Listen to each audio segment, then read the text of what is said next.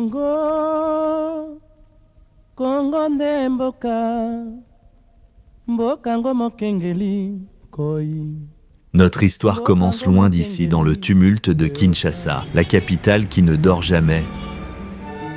Mais notre destination se niche au cœur d'un tout autre Congo, un Congo méconnu, silencieux et pourtant si vibrant.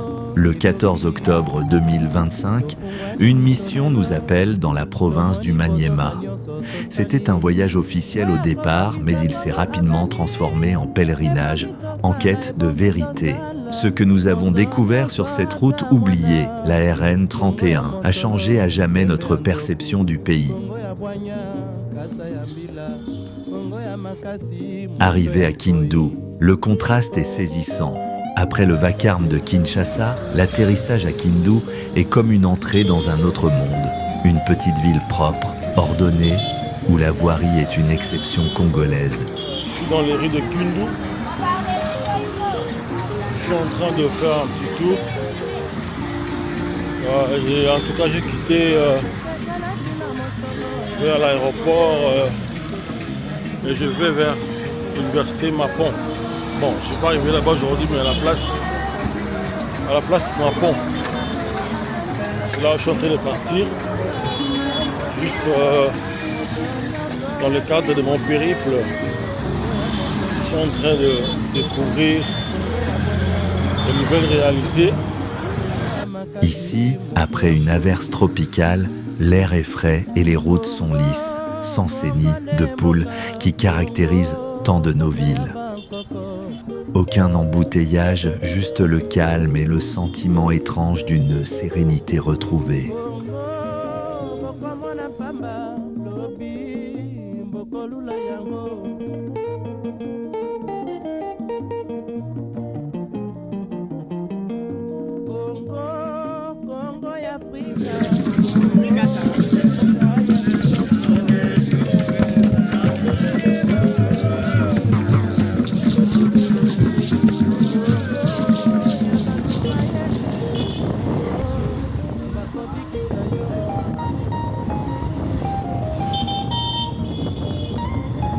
L'électricité est une denrée rare à Kindu.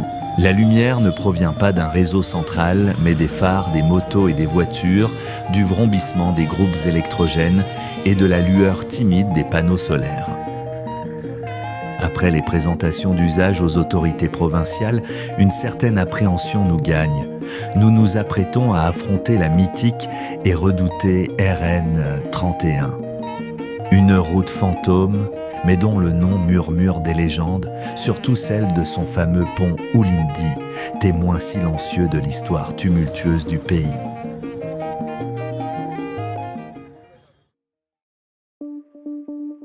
Traversée du fleuve Congo, départ vers l'inconnu. Le 15 octobre, le jour se lève à peine. 6 heures du matin, nous voilà face au géant, le fleuve Congo, majestueux et impétueux. Le premier défi commence ici. Une traversée périlleuse de la rive gauche vers l'autre rive. Ah, on y est déjà. Confortable, hein? Confortable. Confortable. That's business. Business class. Business class, hein? Ça, un sauvetage, vous pouvez imaginer. Là, c'est... Yeah. Là, on est en train de partir, hein? Nice journey, papa. My goodness. Faut prier, hein? Pas de gilet de sauvetage, pas de secours en vue, juste une pirogue et une foi inébranlable en la divine providence. Pendant 5 minutes, le moteur tout saute, l'eau clapote et nos cœurs battent au rythme des vagues. L'arrivée à Longoli est un soulagement. L'accueil est immédiat, chaleureux, sincère. La rive droite. Rive gauche. Rive gauche. Ah, non, rive droite. Rive droite. Le fleuve coule comme ça, non?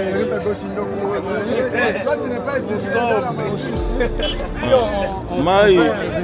Non. Mai Granda J. Mai Granda J. Mai. C'est ça. Mai Nenda Ivi. Ça. Donc droite, ça, pas plein de gauche. Vous comprenez? Les sourires des habitants semblent nous dire « Bon courage, vous en aurez besoin ». Nous avons dit quoi? Kwanga, la kalanga. Ya kwetu Maniema. Nos affaires sont chargées dans le 4x4, ce véhicule qui sera notre cocon, notre forteresse mobile pour les jours à venir. Le périple peut enfin commencer.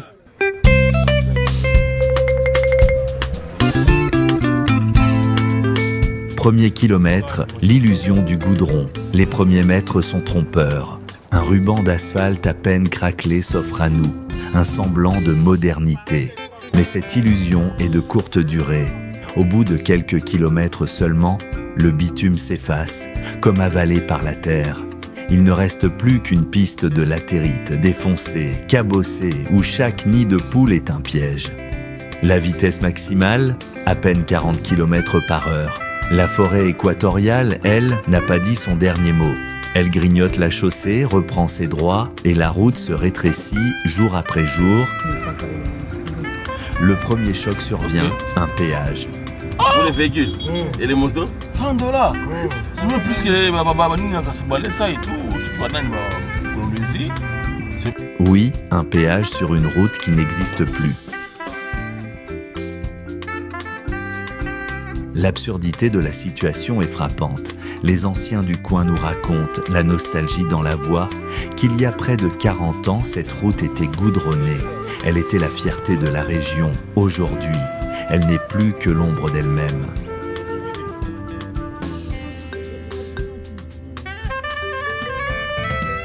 Vers 8 heures, après une progression lente et prudente, nous atteignons Kailo, à 80 km de Kindu. C'est notre dernière halte civilisée. Merci beaucoup.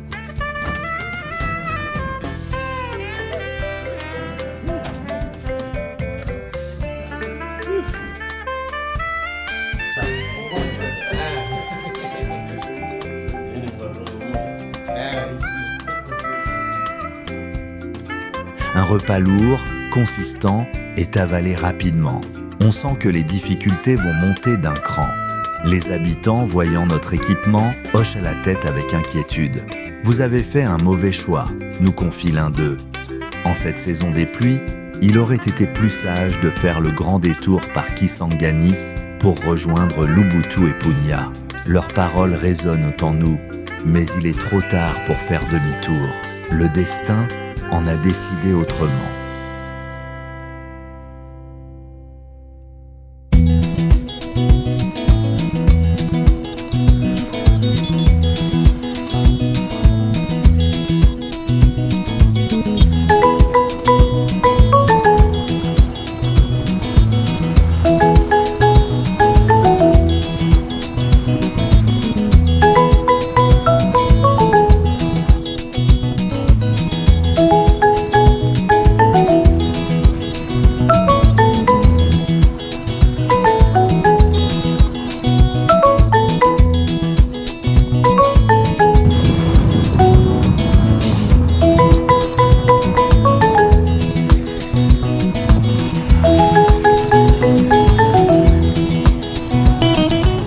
Ici, nous sommes au niveau de 25 km de Kailo.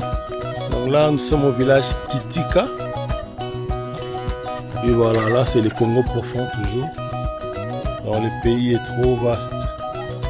Il reste encore beaucoup à faire. Il faudrait que ceux qui ont la charge publique prennent conscience. Vous voyez vous-même, l'état de la route, c'est compliqué. Donc par ici, les voitures ne passent jamais, plus jamais. Je crois que dans le temps, c'était une bonne route, mais la nature a l'horreur du vide. On peut remarquer, donc, quand la route est abandonnée, heureusement, la brousse reprend sa place. Voilà, donc on continue à suivre. Après environ 100 km de Kindu, le village de Kitika apparaît comme une oasis de vie simple. Après, c'est la découverte d'une structure métallique rouillée, fragile, qui tremble sous le moindre poids. Il ne supporte plus que le passage des motos, ces chevaux de bataille du quotidien.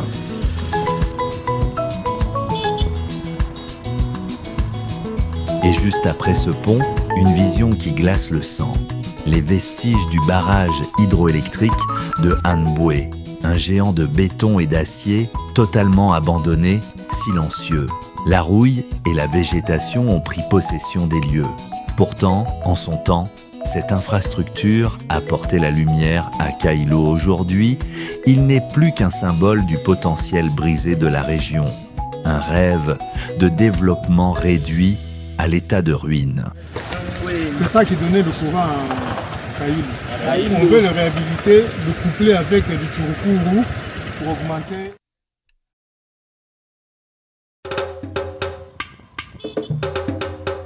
Les heures passent et la route use nos corps et nos esprits. Les chaos incessants, la chaleur étouffante, la tension permanente, soudain le drame. Notre chef de mission, un rocher pourtant, est victime d'un violent malaise. La panique nous gagne. Nous sommes au milieu de nulle part. Par une chance incroyable, une divine providence, nous trouvons sur notre chemin la zone de santé de Kapinda. Ça, c'est le centre de santé. Ah bon? Ça, c'est le centre de santé Kapinda. Un infirmier, seul, avec des moyens dérisoires, fait des miracles. Centre de santé Kapinda, Nous sommes à quelques 100 km de Punya. Donc vous venez de Kailo, d'abord Kindu Kailo, pour une centre de santé qui est dans un petit village quand même où il y a presque une centaine d'habitants. C'est un centre qui vient d'accueillir notre directeur de participation, M. Kaniki, qui est aux soins, mais ça va bien se passer et rien d'alarmant. Il prodigue les premiers soins, stabilise notre compagnon. Sans lui, le pire était possible. Nous restons là, 4 longues heures, le temps que notre chef retrouve des forces. Ces heures nous paraissent une éternité, un mélange de peur, de gratitude et de prise de conscience brutale de notre vulnérabilité. Le plan initial est déjà en cendres. Nous reprenons la route, le cœur lourd et l'esprit inquiet.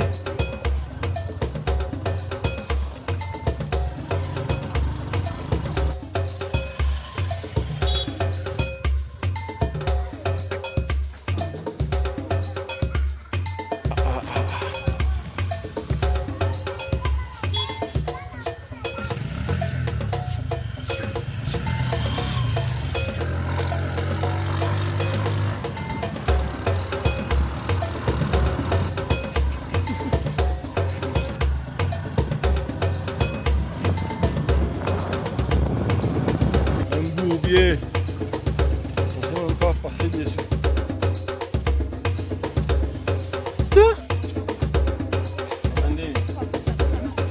Ça va? Hapa ni wapi? Hapa Kundolu hapa. Ndolu. Ndio jina nani ya place? Ilalo ya Ndolu hii. Haina bien? Iko haina bie. Mtu afanguka hapa. Ukufa ya mtu kaisa hapa ina mbali. Ish.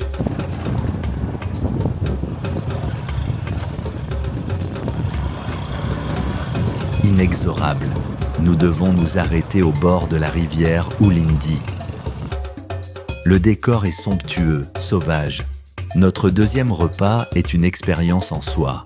Du foufou, une pâte de manioc, un plat local au goût puissant, puis une autre surprise, une connexion Wi-Fi, fragile mais bien réelle, proposée à 5000 francs congolais pour la soirée. Un lien ténu avec le monde que nous avons quitté, un moyen de rassurer nos proches. Notre hébergement pour la nuit, un hôtel sommaire que nous baptisons, non sans humour, notre hôtel 5 étoiles. Les étoiles, on les voit effectivement par le toit, et les chauves-souris sont nos invités surprises dans les chambres, une nuit inoubliable entre rires nerveux et réflexions sur l'essentiel.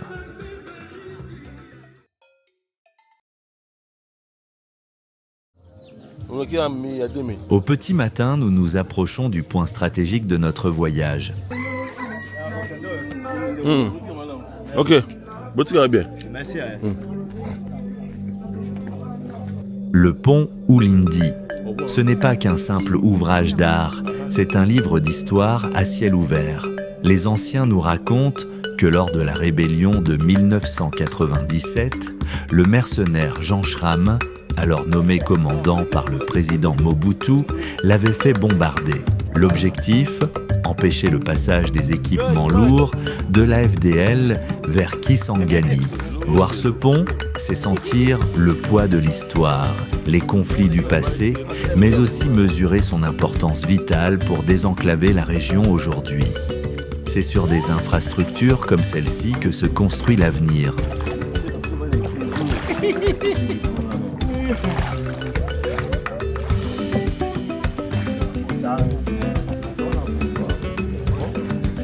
Bonjour.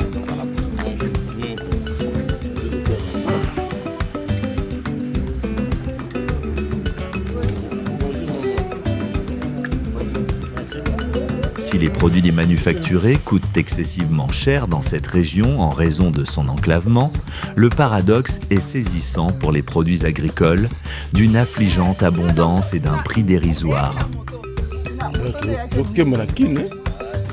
Misatou, 1000 francs, vous imaginez. La comparaison est édifiante. Là où 3 grosses bananes plantains ne coûtent ce que 1000 francs congolais au Maniema, leur prix peut être multiplié par 5 à Lubumbashi, faute d'un circuit d'approvisionnement viable.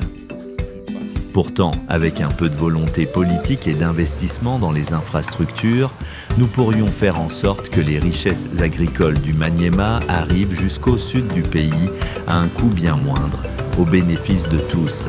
C'est avec ce sentiment mitigé entre amertume face aux difficultés et soif inextinguible de découverte que nous avons poursuivi notre périple. Notre progression était sans cesse entravée par des troncs d'arbres jetés en travers des rivières, servant de ponts précaires et vieillissants. Chacune de ces traversées périlleuses ralentissait notre marche et attisait un peu plus en nous la crainte de ne jamais atteindre notre destination à temps.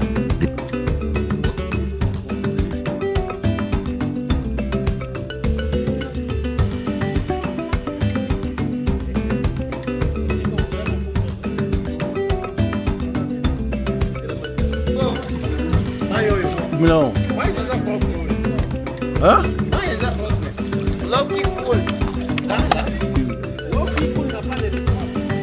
Ah.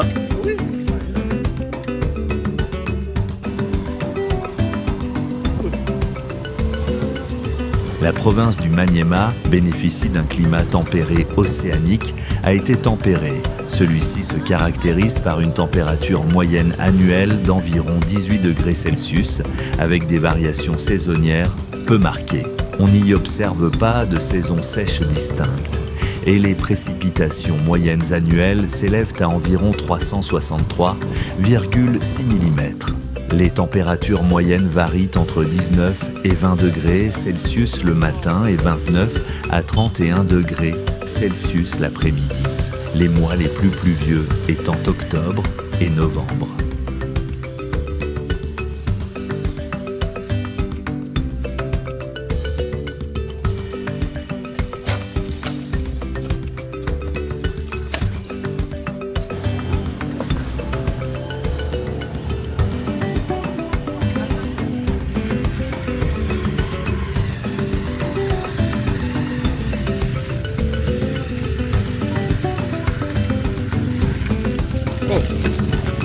Regardez-moi ça.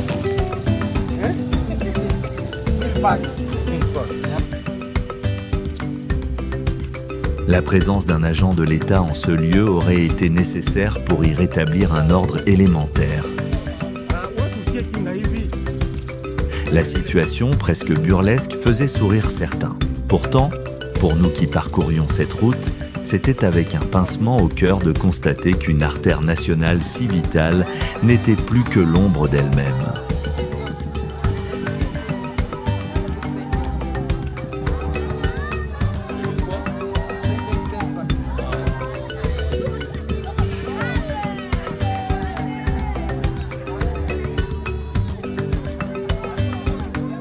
La population de cette contrée ne voit ce genre de convoi que lors des campagnes électorales, nous a confié un habitant. C'est la raison pour laquelle ils nous ont demandé une petite offrande lors de notre passage, près d'une rivière où se déroulait une cérémonie de baptême.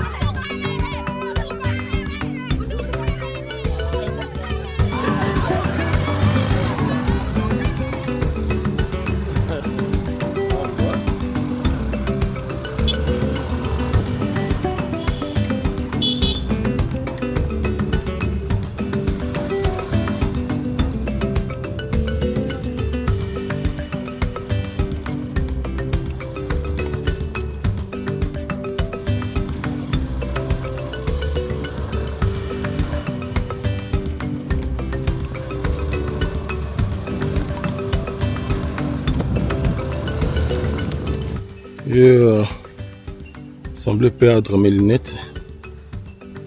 Et on va aller les récupérer, voir s'ils peuvent récupérer ça. Donc je ne suis pas seul, bien accompagné. Ça, c'est les temps piscicoles. Là, ce n'est que des poissons. Là, nous avons abandonné nos motos. Parce que la route est vraiment impraticable, on ne sait même pas prendre la moto là. On est en pleine forêt, on continue à marcher à pied pendant durant au moins 2 km. 2 km à pied. Mais ici ça n'use pas les talons parce que nous sommes en bottes. Nous sommes en caoutchouc comme des Kadogo à l'époque. Je comprends maintenant pourquoi les Kadogo portent toujours des bottes. Là c'est la RN31 je crois. C'est une grande route mais abandonnée à son propre sort. Et voilà. So I'm very far in the deepest of my country. DRC. As you can see the road, there's not even road, it's not road, okay? So we just left our motorbike to go further. And I'm walking for 2 kilometers to find a good place so I can claim again my motorbike. Okay guys, take care and enjoy my journey.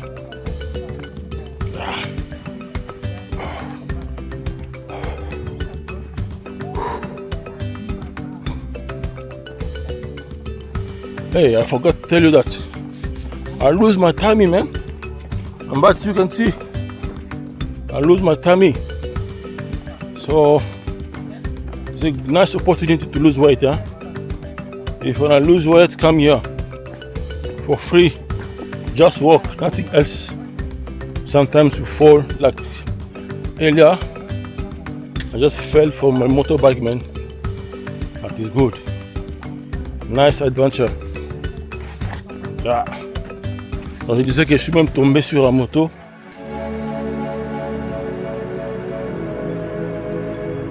Après ces moments pénibles et ces longues heures passées assis sur une moto, avec toutes les conséquences sanitaires que cela implique, nous avons finalement été rejoints par une équipe envoyée depuis Punya et conduite par le géologue Joseph, qui arrivait à bord d'une Jeep. L'usage des motos s'arrête donc ici, dans ce village qui nous accueille chaleureusement, nous offre à boire et nous procure un endroit où reposer nos membres fatigués par les secousses. Punya, le chef-lieu du territoire, nous accueille après une épreuve indescriptible.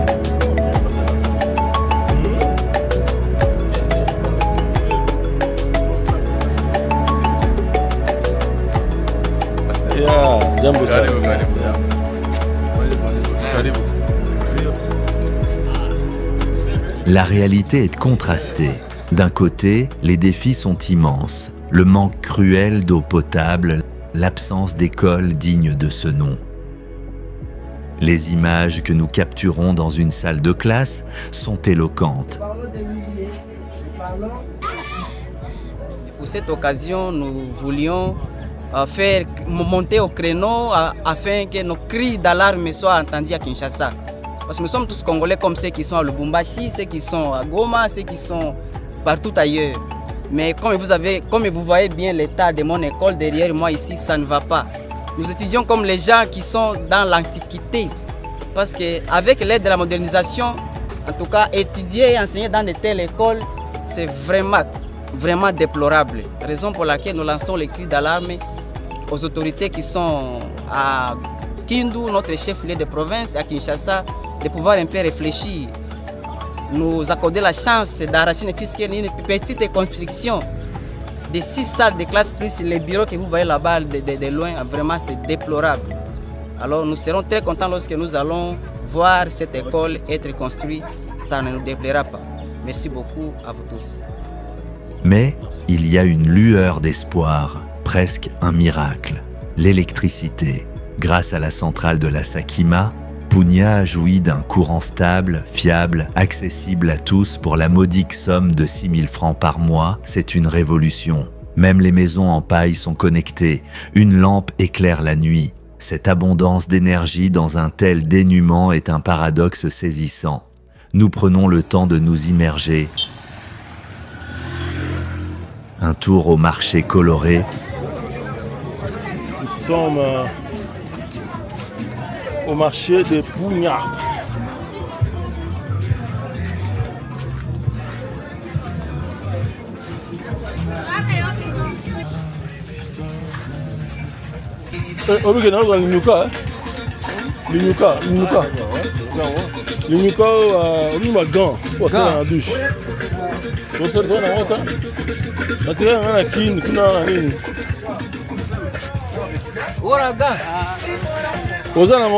Une séance chez le coiffeur local.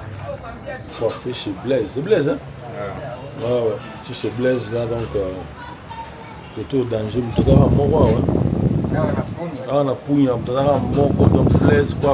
et une dégustation de molécules, ce manioc grillé à l'huile de palme qui exhale un parfum d'enfance, me rappelant mes jeunes années à Kisangani. Punya, c'est la résilience incarnée. Le territoire de Punya regorge de richesses du sous-sol, riche en or, cassitérite, coltan, monazite, etc. Nous avons le privilège de rencontrer un exploitant minier, un Russe installé depuis des années. Il nous ouvre les portes de son site de traitement de cassitérite, un minerai essentiel. Mais derrière la potentialité économique, il dresse un tableau sans phare. Les difficultés logistiques sont immenses. L'accès est un cauchemar, l'insécurité latente et le manque des banques. Son témoignage est précieux. Seulement le problème des systèmes bancaires au Congo, parce qu'avec cet investissement, nous avons des difficultés de trouver des capital tourne. Et toutes les banques peuvent nous financer, mais nous investir ici beaucoup d'argent, et ça c'est une seule difficulté. Vous savez, je connais les Sakima depuis longtemps. Les Sakima aident totalement et aident tous son partenaire pour octroyer les résultats. Sakima fait tout le nécessaire. C'est-à-dire, ça c'est balle, comme les gens disent, balle dans notre camp, dans notre Il révèle le fossé entre les richesses naturelles extraordinaires du Congo et la difficulté à les transformer en véritables leviers de développement pour les populations.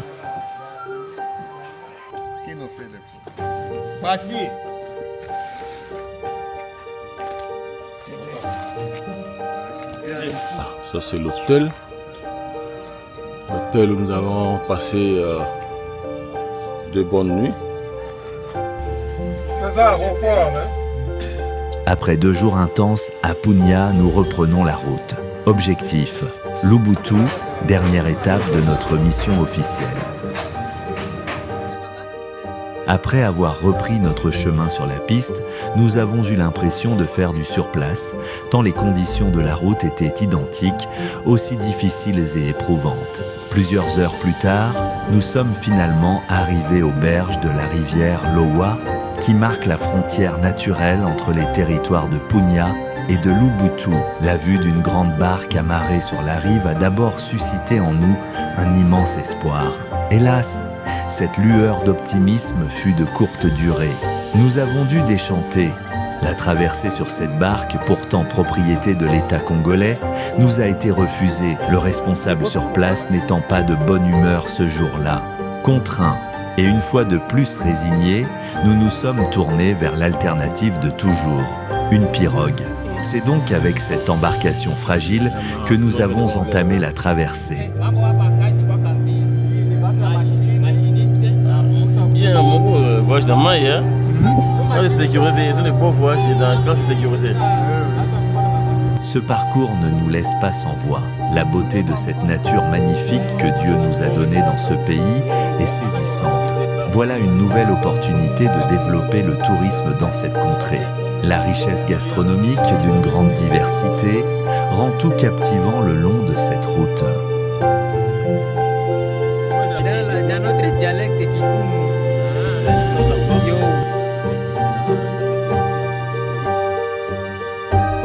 De l'autre côté de la rive, une autre jeep nous attendait, heureusement, pour reprendre le flambeau et nous mener vers la prochaine étape de notre périple.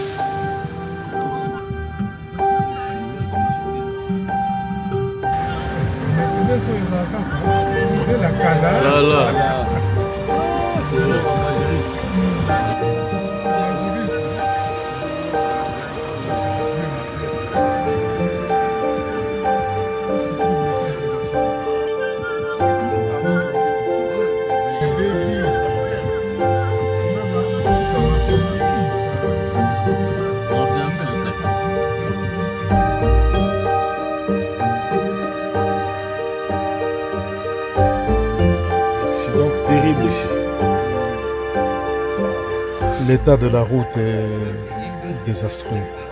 L'état de la route est désastreux. Je pense quand même qu'il faudrait que les autorités politico-administratives se mobilisent pour réhabiliter cette route qui est après tout une route d'intérêt national. Donc tout ce qu'on voit comme camions qui passent ici, camions citernes, camions de marchandises, ça participe à l'activité économique de la province. Et si la route n'est pas en bon état, ça risque d'enclaver davantage certaines localités et ça va freiner le développement. Donc on doit vraiment faire un grand effort pour non seulement réhabiliter les routes, mais assurer une maintenance qui pérennise. En l'absence de bonnes routes, le carburant coûte excessivement cher dans cette contrée. Un litre d'essence revient à 10 000 et 15 000 francs, alors qu'à Kinshasa, nous l'avons laissé à environ 2 600 francs. Ici, ce business est principalement tenu par des Somaliens dans la plupart des cas. Lubutu est un territoire et un chef-lieu de la province du Maniema, en République démocratique du Congo, traversé par une seule route.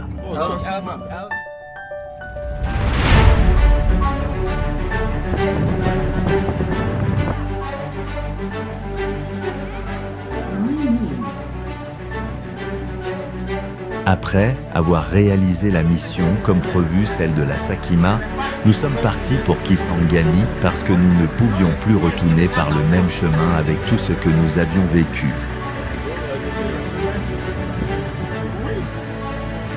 La route, bien que légèrement meilleure, reste un calvaire.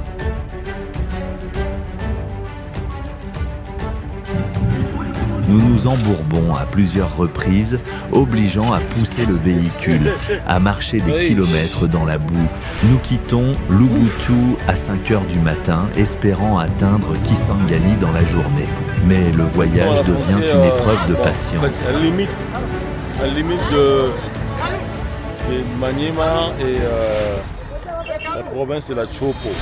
Des barrières parallèles érigées ça et là et une multitude de services non officiels ponctuent le trajet. C'est quoi le tourisme? Dis-moi.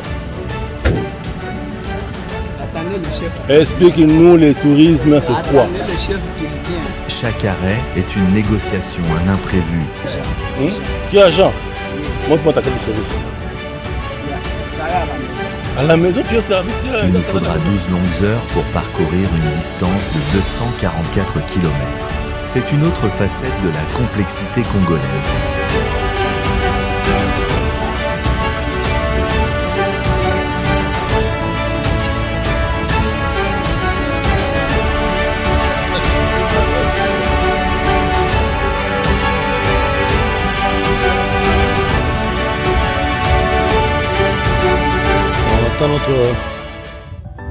On entend les véhicules qui doivent manœuvrer, voir comment il peut passer. Il a jaugé le niveau de la boue, de l'eau et tout. Bon, il estime qu'il peut passer de ses côtés. Je suis fatigué. Très fatigué, vraiment pas possible. Mais on tient bon. C'est ça. C'est ça la vie, hein. C'est ça la vie, donc Mbongo passe. Donc c'est le Congo profond. Le Congo n'est pas Kinshasa. Moi encore le Lubumbashi ou Kolwezi. C'est ça le Congo. Notre pays est encore à l'état vierge, je vous assure. On a encore beaucoup à faire. Et notre souhait, c'est d'avoir des dirigeants consciencieux. Des dirigeants qui savent ce qu'il faut faire. Sinon, ça ne sert à rien de se bomber la poitrine. On a un grand pays, mais un pays vierge, un pays où on est à peine concentré à Kinshasa, dans des petites... Vous voyez, c'est pas grand en réalité, par rapport à la superficie du pays. Il y a encore beaucoup à faire. Beaucoup à faire.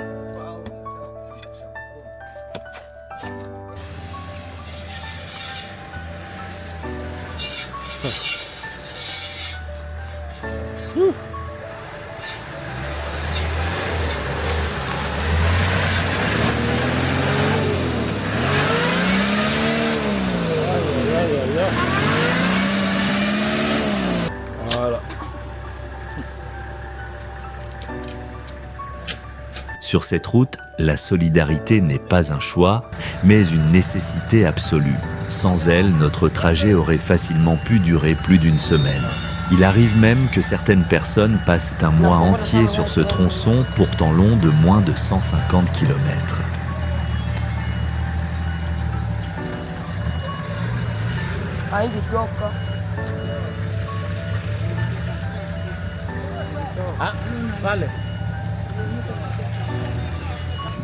On est quand même sorti, donc là, je crois que c'est le dernier verrou. Dernier verrou avant d'arriver à Sangani. Terrible, hein? Oui. Ah, c'est un brave garçon, il n'a que 21 ans, mais il fait des prouesses. Ici, chaque chauffeur et chaque motard est un héros méconnu. Nous leur devons énormément, car sans leur courage et leur ténacité, toute cette contrée serait encore condamnée à vivre uniquement de la pêche, de la chasse et de la cueillette, coupée du reste du monde. Enfin Kisangani, la ville de mon enfance, de mes études primaires et secondaires, je la redécouvre après 28 longues années d'absence. Les émotions sont intenses, contradictoires. Une semaine de retrouvailles avec la famille, avec les amis d'enfance, avec les souvenirs. Nous visitons les lieux qui ont forgé ma jeunesse, les blocs universitaires, mon ancienne école, mon église, le barrage de la Chopo, aujourd'hui fatigué et peinant à alimenter la ville en électricité, et la majestueuse chute de Wagenia, où les pêcheurs perpétuent une tradition séculaire. Ces paysages, ces visages, ces sons...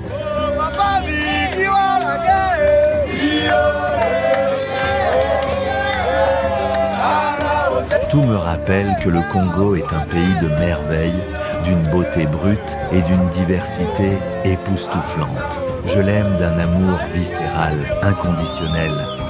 Notre aventure s'achève, mais son écho résonne encore en moi. Ce n'était pas qu'un simple trajet, c'était une plongée dans les entrailles d'un Congo résilient, un Congo qui se bat quotidiennement contre l'oubli et l'enclavement. Cette route est une artère vitale coupée. Les populations que nous avons rencontrées, de Kindu à Punya, n'attendent qu'une chose, être reconnectées au reste de la nation. Elles ont soif d'éducation, de soins, de marché pour écouler leurs produits. Leur courage et leur dignité face à l'adversité sont une leçon de vie. Ce documentaire est leur voix. C'est un appel solennel, un plaidoyer pour que les autorités se souviennent de ces territoires. Le vrai développement, celui qui est durable et équitable, commence par la route. Relever ce défi, c'est honorer la promesse d'un Congo uni et prospère. Et moi, je l'espère de tout mon cœur, je le crie, le Congo mérite mieux. Nous nous reverrons pour une autre aventure, car ce pays a encore tant d'histoires à raconter.